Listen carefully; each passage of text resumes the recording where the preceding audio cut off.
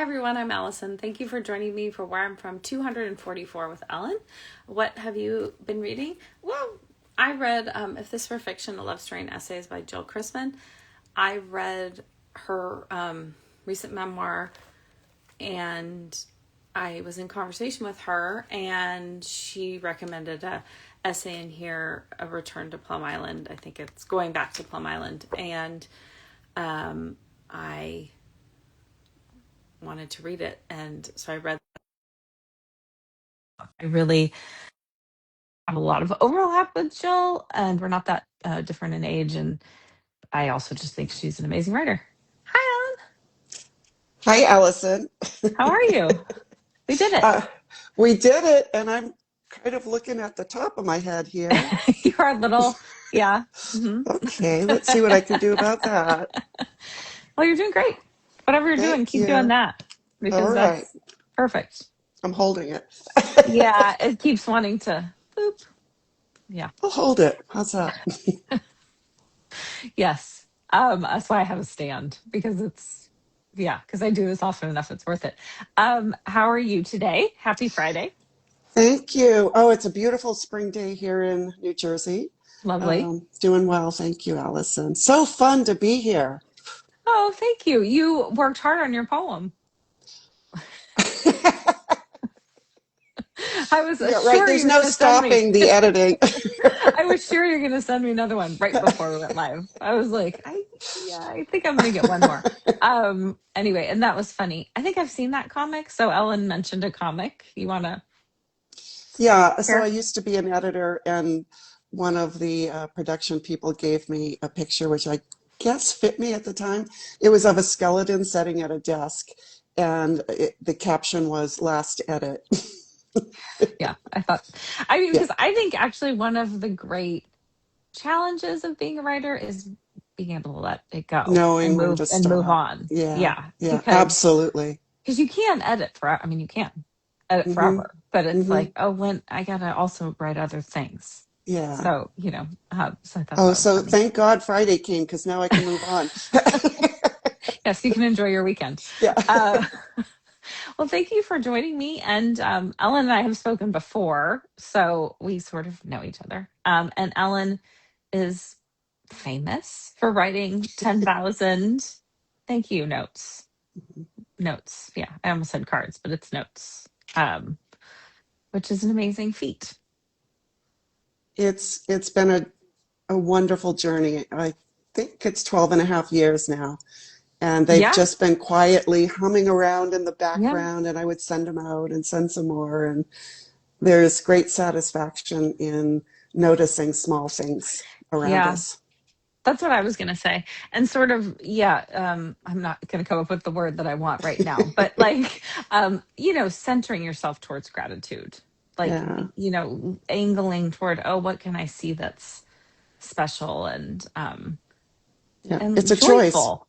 Hmm. Yeah, Hmm. and I feel like it's so important right now for Yeah. me to be intentional about it, because it's very easy to feel just overwhelmed and sad and full of grief. Hmm. Hmm. And Hmm. so it's the little. I can't write a thank you note to a hummingbird, but I am grateful every time I hear one chirping. I think, oh, Yeah. thanks for feeling safe enough around Yeah. to sit on this branch. I mean, But to that see, too ripples out. That yeah, even just experiencing, acknowledging, it can't help but ripple out to those around us. And that's what the whole thing is about. Yeah. yeah. Thank you. Jennifer is saying hello. Anne is saying hello. Ellen, Jennifer says you look amazing. Oh, thank you. Well, you can't see the unsteady hand holding the box that the I know that's phone a is little taped to. stressful. Do you want to read your poem? Yes, I would love to. Let me put my glasses on. Yes.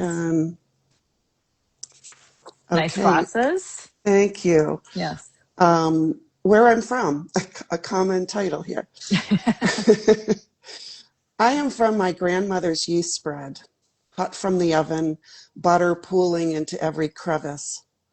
From Grampie Bob's venison feasts and percolating coffee sweetened with boxed sugar. I am from grass green and pine-sap sticky sneakers, red ball jets and PF flyers, a Sears and Roebuck kit house, and a lake cottage balanced on stacked rocks, solid as old hymns. From cool water tugging at shore pebbles, then tumbling them back to where they almost were before. Masking tape and crepe paper remnants of birthday parties, charting passages like height marks on a wall, too sacred to remove from basement beams, oddly out of place in a house kept neat as folded laundry. I am from Sunday potlucks with enough cousins to fill a school bus, from peas shelled into apron laps on the piazza, Grammy hats gossip drifting over us like good weather. I am from Flossie's Bill, who died as he might have chosen in their woods, a gift for him, for her, decades with no one to pass the salt to. From a paper mill town where the company whistle summoned other fathers to work. I am from Gaylord Noble and Pauline Gladys, from answers and from questions. Why do people hold hands? Because, my father said, folding my fingers in his, hands lead to the heart. I am from the confusion of, you can be anything, and don't get too big for your britches. From assurances that Jesus loves all the little children and the unspoken understanding that in a small town, life runs better across than up and down. I am from Maine and Ireland and distant places I feel in my bones, places I once would have crossed oceans for. But these days, my mother's words find me. All who leave return to Maine. I will.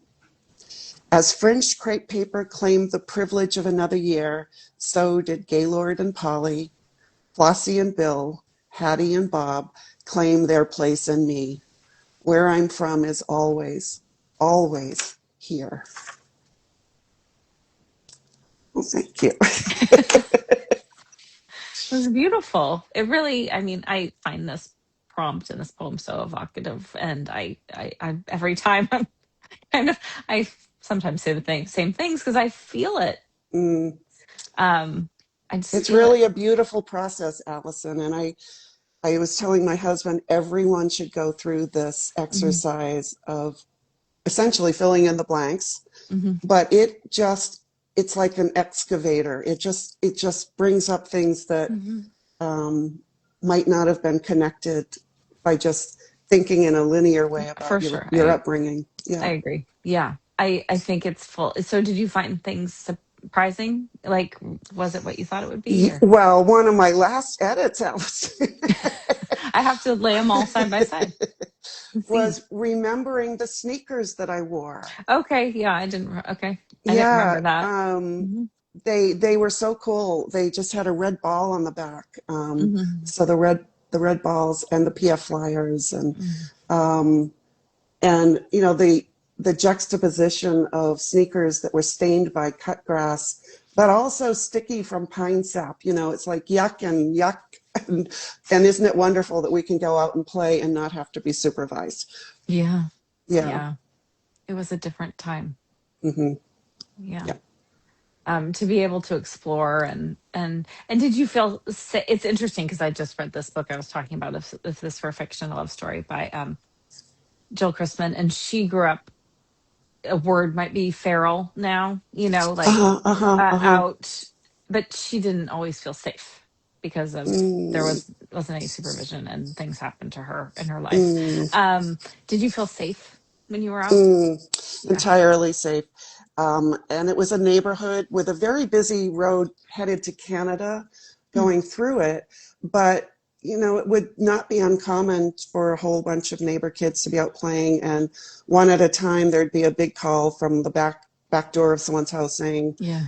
Jan, time to come in for Mm. supper. And Yeah. um, yeah, no, it was very safe.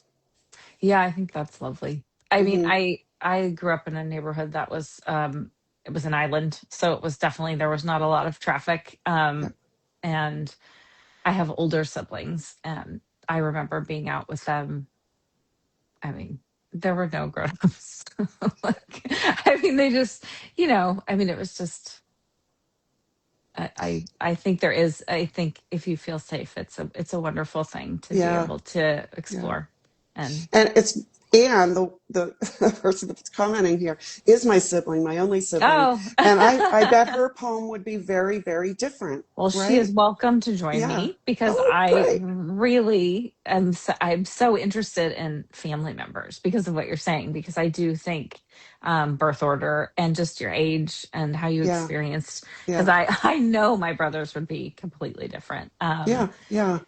And about a few weeks ago, I had a mother and daughter on at the same Saw time. that. It was so sweet. It was Mm, like really emotional because you could feel the intergenerational efforts and then their rewards, and mm. it's really sweet. Uh, It's just love so, this project. Anne, you're welcome to join me. Please do if you would like, or just She's write it on still your in own. Maine, Oh so yeah, I think, while it probably isn't quite the way it was right. when we were growing up, I think there's still elements of that up there. Hmm. Yeah. Yeah.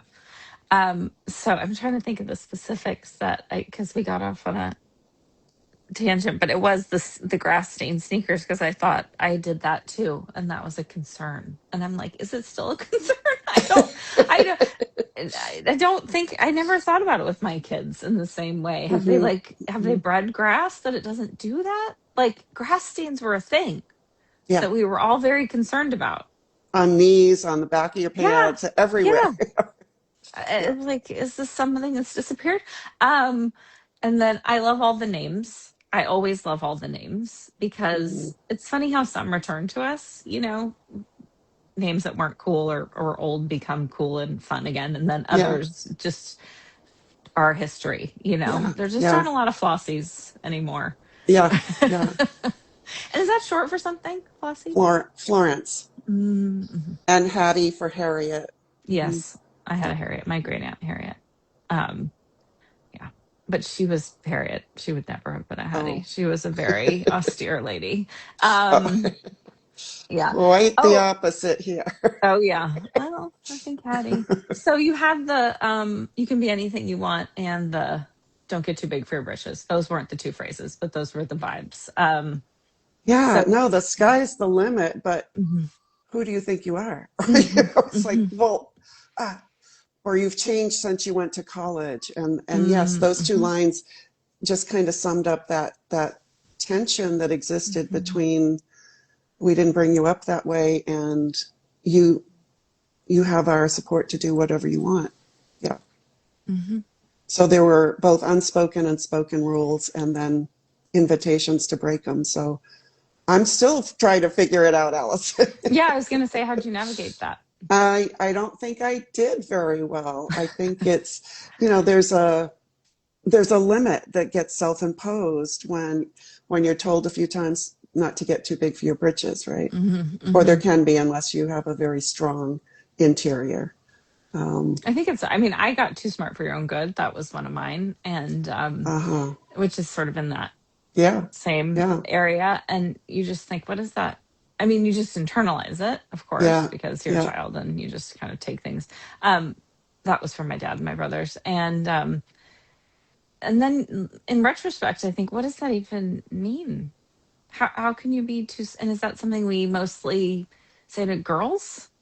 I Because think that's so. certainly how it felt. Yeah. Um, if I'd been a boy, I would have been just fine, smart. Yeah.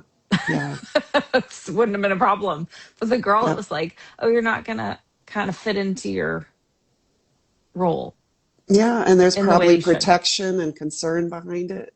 Probably. Um, I don't know, but I didn't see it that way, so it's interesting no. to think that. I mean, it's that thing sometimes that people are cruel to their children because they believe the world will be cruel to them, and they're trying to be Oh. cruel first. Well, Oh, really?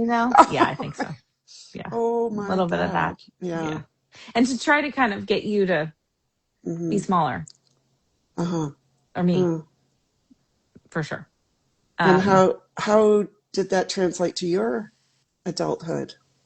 I mean, it took me a lot. I've done a lot of untangling of those I love that word. knots. Yeah. Yeah. And I feel like there's so much of that's been so much of my life is that, and then reclaiming things that I let go of because I felt like I just didn't have the energy or the time. I had to fight for myself. I couldn't always fight for these other things. And Yeah. so it's been interesting with this project because I think poetry is a thing that I let go of because someone told me I was bad at it. And I just said, okay, yeah, I am. Uh, uh-huh. Uh-huh. Um, so it's been like a really powerful thing to reclaim it, not just for me, but for so many people who joined me who have Yeah. similarly said, "Oh, I'm not a poet. I don't write Yeah. poetry." I just think I'm just not that interested in gatekeeping, Mm-hmm. honestly. Mm-hmm. Who's it for? Like Yeah. we can all be poets and writers and artists and human beings who care about each other. It's not Well, just for some people. therein is I think the distinction that's too often made that doesn't need to be made is that um, a professional or a profitable creative is one thing, but as a human being, I know. you have a divine right to be creative. We're born Mhm, creatives. Yeah. mhm, Doesn't mean we have to or want to make a living off it, but mhm. I putting know. together And words or it's putting icky. together quilts or yeah, Yeah. it is. Yeah. Yeah. And feeling like I personally have like, oh, like that capitalist, like, am I making money off of it? If I'm not, is it worthwhile? Is it, Yeah. it's, you have to spend time with it. And it's helped me in my life so much being creative. Hmm. And so I just keep following that thread just to stick with the untangling. Um, um, Is there anything else about the poem or your experience that you would want to share? I was surprised at the idea that it wasn't said often, but there's almost a reverence given for my grandfather dying in the woods. Mm-hmm. But then when I thought about it, um, what did that mean for my grandmother? Yeah. She'd never remarried. I never knew her to date. I don't know. And so there's also that juxtaposition of um, dying in such a beautiful way, left a widow to be alone Hmm. because he was quite young when he died, I found early what you 50s. shared that very poignant that she had no one to pass the salt to. And I do think it's interesting what you're saying. It is this sort of like, wow, he went out the way he would have wanted to Yeah, go. Um, yeah, but then who did he leave behind? yeah. Yeah. Yeah. Death Um, is hard. Grief is hard. And I think this prompt often taps into that because most people have grief mm, associated with where they're from, even if it's not their immediate family. I mean, hmm hmm we lose people that we love. Yeah, we lose people, and I mean, I look back at that time in that place and I think that's no longer there either. The Yeah. paper mill is closed, the jobs are dried up, and it's almost like a Brigadoon feeling of in writing this, it's resurrected for the Mm-hmm. time that I'm spending it with it or the time I'm reading it because I'm done spending time with it. I could keep reading it. Um, but that is no longer there, right? So that's a mourning in and of itself. Hmm. Um, so the Strange. places, yeah, yeah. Hmm. Makes me think Uh, of that Richard Russo book. Is it Empire Falls? oh It's that. yes, Hmm. I think that's sitting right in front of me. Oh, Yeah. okay. Yeah. That's what your phone is balanced on. Yeah. Um, Well, this has been a pleasure, Ellen. Thank you. If there's anything else you want to share, what you're doing, what are you doing with yourself? Are you working on something? Thank you. Notes? Anything I else? am continuing to write notes. I just finished writing to every theater in the United States. Oh my It was goodness. took 2.5 years. Wow. Meanwhile, I kept writing, notes to individuals. Yeah. But yes, I'm getting ready to do a keynote. And actually, Jennifer, who's on here, Hmm. has been helping me kind of lighten it up a little bit, brighten it. And I think she may have a chance to talk to you too. Yes, we're So, already scheduled because you did such oh, a kind thing and reached out to people about the project. Because I ask, because this is very much an open, everyone's welcome. And so when people join me, I ask them if they have anybody else they'd recommend. And then I reach wow. out, but you did it yourself, which was such a generous thing that you reached out to people. Anyway, that was very kind. Thank Oh, there you. were so many I could have given you. Like I didn't give you Anne's and I didn't give you a few others. And I'm thinking, oh, everyone should go through this. Really, really, really. Well, if they watch this, they can reach out to me, like on Instagram Oh, or on my email, or and it's well open to everyone. The more the merrier. I well, I hope this just gains a lot of followers because it really is deeply, deeply moving to go through what you've created and in the way that you've done it, which has made it accessible to everyone. Thank you. And a man, Fred First, who I've had on here, he is the one who created the prompt. And when I talked to him, and he was, I mean, hard to find, right? I mean, it is not readily accessible that he created it, that Uh-huh, uh-huh. and he's lovely. And he was just like, yeah, I was moved by the poem and I wanted to create this and I shared it. And just think of that he Wow. just made it, put it on his blog, whatever, 20 years ago. And the it's so deep to me, the ripple effect, because I can see it Yeah, of that thing where he just was moved to create something and shared it. yeah. It's a really important reminder that we're all creating ripples all the time. All the And time. Yeah. yeah, and they do matter. And I know it feels sometimes like they don't, but they do. I think sometimes the bigger the external pressures or the fear, the more important something itty bitty becomes. And even Yeah. the one of the astronauts that just came back from Artemis 2, I was listening to an interview and he ended it by saying he had a homework assignment for the children listening, which I considered myself one of them. Yeah. And he wasn't talking about go get educated, go find a specialty. He said, if you see a flower blooming or you see a tree, pause and pay attention to it because sometimes something that small will be the most important thing in your week. Mm. And it's I mean, for somebody who's just circled the moon, that's a pretty amazing Right. realization, right? Yes, but wonder is life changing. Yeah, Right? I mean, yeah, just having wonder.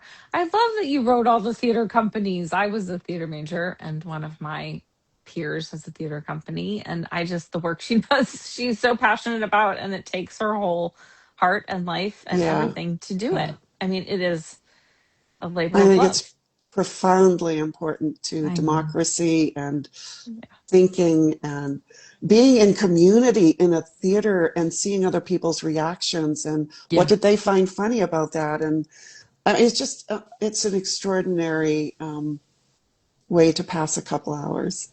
it is. It is. Well, thank you for passing, half an hour with me, Ellen. And I appreciate you and your poem and just all that you do, all that you put out into the world, all the grace and great Thank gratitude. you, Allison.